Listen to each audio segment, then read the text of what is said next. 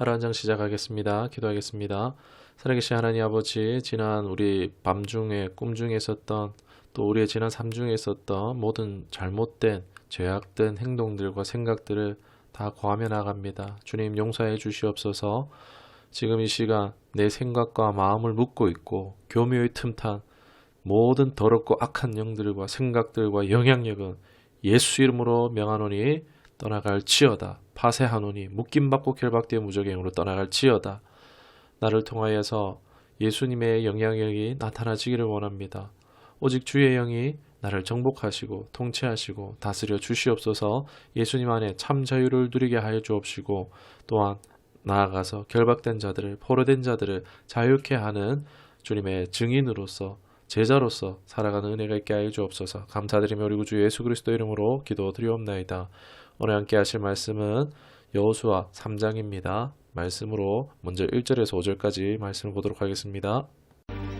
또 여호수아가 아침에 일찍이 일어나서 그와 모든 이스라엘 자손들과 더불어 시딤에 섰더나 요단에 이르러 건너가기 전에 거기서 유숙하니라. 사흘 후에 관리들이 진중으로 두루다니며 백성에게 명령하여 이르되 너희는 레위 사람 제사장들이 너희 하나님 여호와의 언약궤 매는 것을 보고는 너희가 있는 곳을 떠나 그 뒤를 따르라. 그러나 너희와 그 사이 거리가 2000규빗쯤 되게 하고 그것에 가까이 하지는 말라. 그리하면 너희가 행할 길을 알리니 너희가 이전에 이 길을 지나보지 못하였음이니라. 여호수아가 또 백성에게 이르되 너희는 자신을 성결하게 하라. 여호와께서 내일 너희 가운데 기이한 일들을 행하시리라. 아멘. 요단강가에서 3일을 유숙하면서 이제 요단강을 건널 준비를 했죠. 이 요단강은 대략적으로 폭너비는 30m 그리고 깊이는 2에서 3m 되는 강입니다. 물살이 빠르고 거칠어서 건너기 쉬운 강이 아니라고 하는데요. 그런데 이게 지금 3대와 보리를 추수하는 계절입니다. 이때는 헤르몬산의 눈이 녹은 물들이 이 강물을 불어나게 해서 이 강의 너비는 훨씬 더 넓어지게 되는데 이건 뭐 인간의 힘으로 건너가기가 매우 어려운 상황이라고 할 수 있겠습니다. 여러분 근데 이 3일의 시간이 무슨 시간일까요? 이 요단강을 어떻게 하면 잘 건널 수 있을까 준비했나 싶기도 하지만 그렇지도 않습니다. 5절에 보면은 성결하게 하라고 여호수아가 말합니다. 아니 보니까는 군사적 준비 기간이 아니라 정결의 준비, 신앙적 준비를 한 시간이었다라는 것을요 이 말씀에서 유추해 볼 수 있습니다. 3절도 보면 어떻습니까? 언약궤를 가장 먼저 앞세울 테니 따라오라고 지시를 한 것입니다. 이 언약궤는 뭐죠? 십계명이 새겨진 이 두 돌판이 들어있는 함입니다. 이게 하나님의 말씀을 의미한다고 할 수 있겠습니다. 즉 결코 자신의 힘과 능력으로 할 수 있는 것이 아니므로 오직 하나님이 이 길을 열어주셔야지만 할 수 있음을 확신하고 이 막힌 상황, 절망하거나 낙심하는 것이 아니라 길을 여실 그 하나님의 때를 기다리며 믿음으로 자신의 신앙을 점검하는 시간이었다라는 것입니다. 여러분 구약은요 그림자고 모형이라고 할 수 있습니다. 즉 이 장면은요 성도의 삶의 원리를 시각적으로 반영하고 있다고 볼 수 있습니다. 성도의 삶은요 말씀을 따르는 말씀 중심의 삶이다. 말씀을 따르는 말씀 중심의 삶이다 라는 것입니다. 내가 앞장서고 말씀으로 확인받는 삶이 아니라는 것입니다. 말씀이 앞서고 내가 따라가는 삶이라는 것입니다. 때로는 하나님의 말씀이 명하시기까지 이런 기다림의 시간도 필요합니다. 그리고 그 기다림의 시간은요 그저 낭비하고 허비하는 시간이 아니라 하나님의 말씀이 나에게 주어질 때까지 그 때를 위해서 자신을 성결하게 준비하는 시간이라는 것을 우리가 이 장면을 통해서 성도의 신앙의 삶의 모습을 이 원리들을 알 수가 있습니다. 이스라엘 사람들이 이를 통해서 이 가나안 정복하는 일에 하나님이 베푸시는 기적을 경험할 수가 있었습니다. 지금 이들은 하나님이 하시는 거룩한 전쟁, 이 성전에 임하는 것입니다. 이 성전에 임한 자세가 바로 이런 것입니다. 적군을 두려워하는 것이 아니라 하나님을 두려워하여서 거룩하신 하나님 앞에 혹여나 함께 재앙에 빠지지 않기 위해서 자신을 성결하게 함으로써 그 하나님의 임재를 당하는 게 아니라 누릴 수 있는 겁니다. 만일 정결하게 하지 않는다면요, 이 하나님의 기적, 하나님의 임재 앞에서 이들을 멸하려고 오고 계시는데 내가 거룩하지 않으면 어떻게 되겠습니까? 함께 해를 당하고 말 것이기 때문입니다. 그러니까 하나님의 때에 하나님의 기적을 보기를 원한다면요. 하나님의 역사, 하나님의 임재를 보기 원한다면요. 그 사람은 반드시 자신을 성결하게 준비해야 한다는 것입니다. 자칫 잘못하면 하나님을 두려움이 없이 나아갔다가는 불나방 꼴이 될 수 있습니다. 불나방이 뭐죠? 불났는데 그거 보고 와 좋다고 가다가 타 죽는 거죠. 그런 것처럼 이것이 하나님 백성에게 하나님의 임재, 하나님의 기적, 하나님 능력이 특권이죠. 특권인 만큼 그 위험함이 동반한다는 것을 결코 잊지 말아야 합니다. 나는 괜찮겠지 하면 안 되는 것입니다. 항상 자신을 돌아보고 매일 우리가 회개하고 매일 말씀과 기도 생활을 해야 하는 것이 이런 데 있는 것입니다. 결코 이런 경건 생활이 하찮은 것이 아닙니다. 이거 뭐 한다고 오늘 뭐 당장 달라지지 않죠. 달라지는 건 당장 없습니다만 그러나 하나님의 때에는 이것이 너무나 중요하다는 것입니다. 경건 생활을 우선해야 할 것을 잊지 말았으면 좋겠습니다. 우리 이제 말씀 6절에서 8절까지 말씀을 보도록 하겠습니다. 여호수아가 또 제사장들에게 말하여 이르되 언약궤를 메고 백성에 앞서 건너라. 하매 곧 언약궤를 메고 백성에 앞서 나아가니라.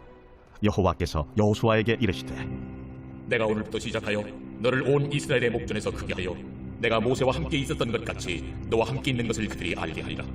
너는 언약궤를 맨 제사장들에게 명령하여 이르기를 너희가 요단 물가에 이르거든 요단에 들어서라 하라. 아멘.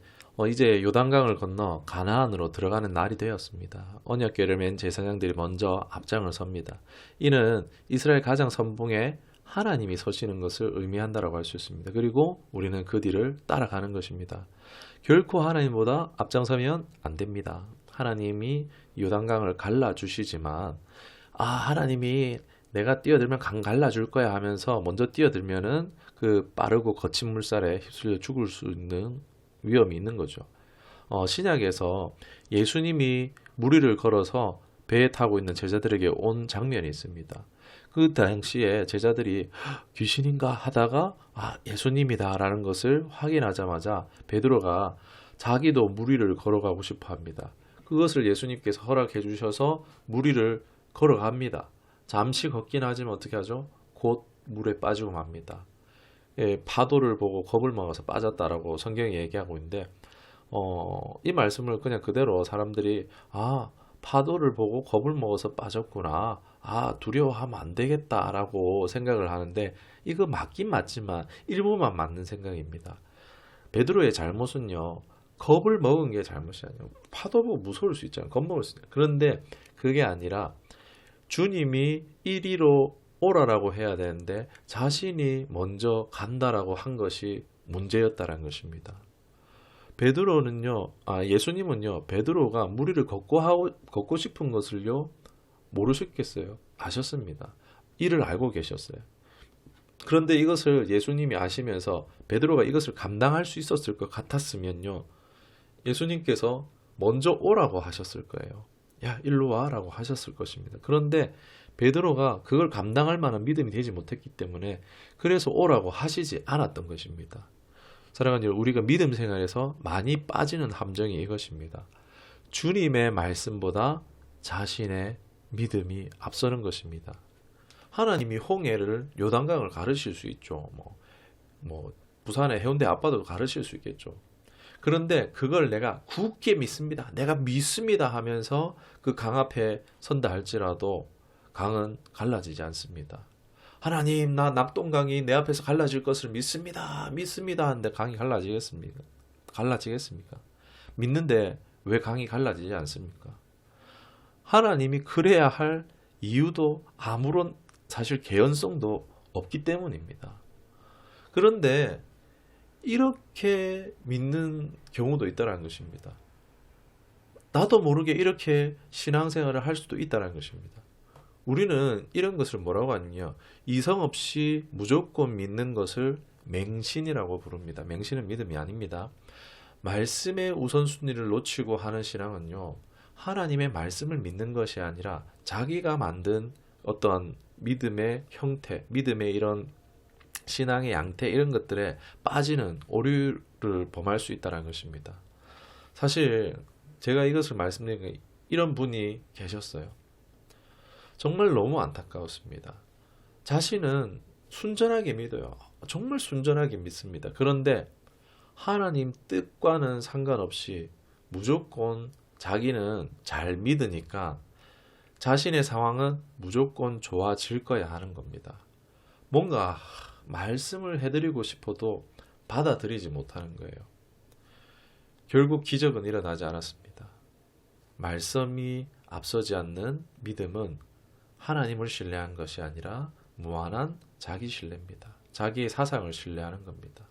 그러니까 말씀은 제쳐놓고 자기가 믿는다고 퉁치고 싶은 것입니다. 자기가 원하는 결과를 얻고 싶어서 이것을 믿는다고 끌어와가지고 가져와가지고 나 이거 믿어야 하는 것입니다.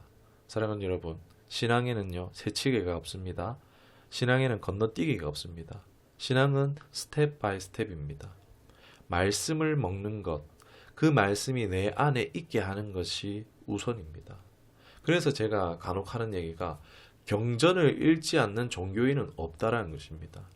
그런데 오늘날 교회 안에 보면요, 기독교의 경전인 성경을 읽지 않는, 그러면서도 자칭 그리스도인들이 많다라는 것입니다. 디모데전서 4장 8절에 육체의 영단은 약간의 유익이 있으나 경건은 범사에 유익하니 금생과 내생의 약속이 있느니라. 아멘.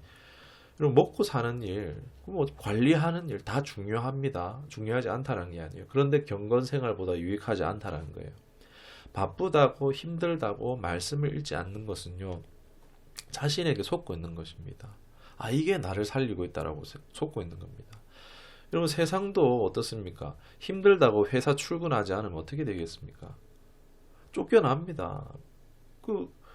바쁘다고 우리가 말하지만은 그럼에도 그 바쁜 삶 가운데서도 드라마나 자신이 좋아하는 것은 꼬박꼬박 챙겨봅니다. 무슨 얘기입니까? 우선순위의 문제입니다. 우리 한때 유행했던 멋이 중한디 한 것처럼 내 생활이 말을 하는 거예요. 뭐가 나에게 우선순위인지 말을 하는 것입니다. 여러분, 돈이 나를 구원하지 못합니다. 결국 말씀이 나를 살립니다. 구원할 것입니다. 세상의 즐거움이요, 당장은 웃게 할 줄 몰라도 다 나를 만족시키지 못합니다. 그것이 끝나면 씁쓸하죠. 그러나 결국 말씀이 나를 참된 만족으로 이끌어갑니다. 나에게 참된 만족을 줍니다. 시편 126편 5절에서 6절 보면 울며 씨 뿌리러 나가는 자는 반드시 기쁨으로 그 단을 가지고 돌아오리로다. 이와 같이 우리는 경건 생활을 할 때 농부의 마음으로 해야 돼요. 농부가 피곤하고 그 새벽녘에 피곤하고 힘들지만은 씨를 뿌리기 위해서 나가잖아요. 그리고 물을 대기 위해서 나가잖아요. 비 오면은 또 그 고랑 쳐낸다고 또 나가잖아요.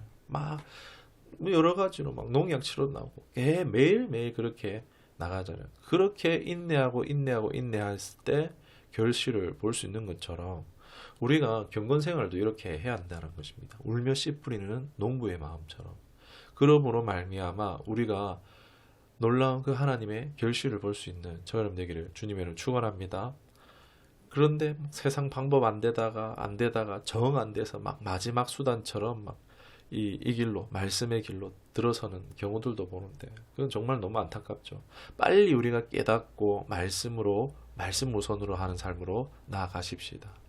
사랑하는 여러분, 말씀은요, 생명도 걸, 운명도 걸 가치가 있습니다. 이것을 가장 우선할 수 있는 저 여러분 되기를, 이로 말미암아 하나님의 결실을 볼 수 있기를, 응답을 볼 수 있기를, 기적을 볼 수 있기를 주님의 이름으로 축원합니다. 우리 계속해서 9절에서 17절까지 함께 보시도록 하겠습니다. 여호수아가 이스라엘 자손에게 이르되 이리 와서 너희 하나님 여호와의 말씀을 들으라. 살아계신 하나님이 너희 가운데 계시사 가나안 족속과 헷 족속과 히위 족속과 브리스 족속과 기르가스 족속과 아모리 족속과 여부스 족속을 너희 앞에서 반드시 쫓아내실 줄을 이것으로서 너희가 알리라. 보라, 온 땅의 주의 언약궤가 너희 앞에서 요단을 건너가나니 이제 이스라엘 지파 중에서 각 지파에 한 사람씩 12명을 택하라. 온 땅의 주 여호와의 궤를 맨 제사장들의 발바닥이 요단물을 밟고 멈추면 요단물 곧 위에서부터 흘러내리던 물이 끊어지고 한 곳에 쌓여 서리라. 백성이 요단을 건너려고 자기들의 장막을 떠날 때에 제사장들은 언약궤를 메고 백성 앞에서 나아가니라. 요단이 곡식 거두는 시기에는 항상 언덕에 넘치더라. 궤를 맨 자들이 요단에 이르며 궤를 맨 제사장들의 발이 물가에 잠기자 곧 위에서부터 흘러내리던 물이 그쳐서 사르단에 가까운 매우 멀리 있는 아담 성읍 변두리에 일어나 한 곳에 쌓이고 아라바의 바다 염해로 향하여 흘러가는 물은 온전히 끊어지고 백성이 여리고 앞으로 바로 건널세. 여호와의 언약궤를 맨 제사장들은 요단 가운데 마른 땅에 굳게 섰고 그 모든 백성이 요단을 건너기를 마칠 때까지 모든 이스라엘은 그 마른 땅으로 건너갔더라. 아멘. 여호수아가 모세처럼 하나님의 말씀의 전달자로서 이제 역할을 잘 감당하고 있는 것을 볼 수 있습니다. 이 말씀에 귀를 기울여야 돼. 그리고 하나님이 함께하고 계셔. 가나안 하나님이 물리치실 거야. 그리고 하나님의 법궤가 강에 이르면 물이 끊어지고 쌓일 거야 라고 지금 여호수아가 선포합니다. 언약궤를 맨 제사장들이 강에 발을 들여놓습니다. 그러자 정말 하나님의 기적이 일어납니다. 홍해의 기적을 이어서 요단강에서 다시 한번 이 기적이 재현되는 겁니다. 그런데 홍해와의 차이가 있습니다. 갈라지고 들어갔느냐, 들어가서 갈라졌느냐는 것입니다. 우리 신앙이 어릴 때는 아기 같아서 부모가 아기에게는 다 해주지만 자라면 어떻죠? 자식이 자라면은 부모와 뭔가 함께하는 것을 배웁니다. 동참하는 거죠. 부모의 일에 동참합니다. 그렇다고 하나님이 대단하고 막 크고 어려운 것을 요구하지는 않습니다. 작은 것이지만 순종함으로써 하나님의 영광에 참여하게 하시는 것입니다. 마음이 힘들죠. 그 시작이 한번 하는 게 어려운 것이지 하나님께서 어려운 거 시키시지는 않습니다. 우리 말로는 다 된 밥에 숟갈을 얻는다라는 그런 말들을 하죠. 예수님을 믿고 예수님과 동행하는 삶이요. 사실 이런 것입니다. 예수님도 그러잖아요. 나의 멍에는 쉽고 가볍다 라고 말씀하십니다. 이것을 경험해 본다면 야, 이런 삶이 있었나 하고 싶을 정도일 겁니다. 사랑하는 여러분, 주님은 우리를 그 삶으로 초대하세요. 우리가 그 초대에 응하기를 원하고 계십니다. 사랑하는 여러분, 이것이 진짜 신앙의 비결입니다. 신앙의 원리입니다. 하나님의 말씀을 따라 순종하는 삶, 이를 우선하며 일상에서 성결한 삶으로 순종을 준비하는 삶을 사는 것입니다. 그러면 우리는 그 하나님 나라 안에 살아가는 것입니다. 동행의 삶, 능력의 삶, 그렇게 우리가 살아갈 수 있기를 결단하고 또 성령의 도우시는 역사가 있기를 주님의 이름으로 축원합니다. 이 시간 기도하겠습니다. 하나님 아버지, 우리의 삶에 말씀이 가장 우선되는 삶이 될 수 있기를 소망합니다. 우리의 생각과 의식과 가치관과 뜻이 모두 말씀의 중심으로 새롭게 세워지게 하여 주옵소서. 우리 모두가 그것을 또한 경험하는, 또한 간증하는, 또한 나아가 세상의 하나님을 증시하는, 나타내 보이는 모든 한 사람 한 사람이 다 될 수 있도록 성령 하나님 붙드시고 인도하여 주시옵소서. 감사드리며 우리 구주 예수 그리스도 이름으로 기도드리옵나이다. 아멘.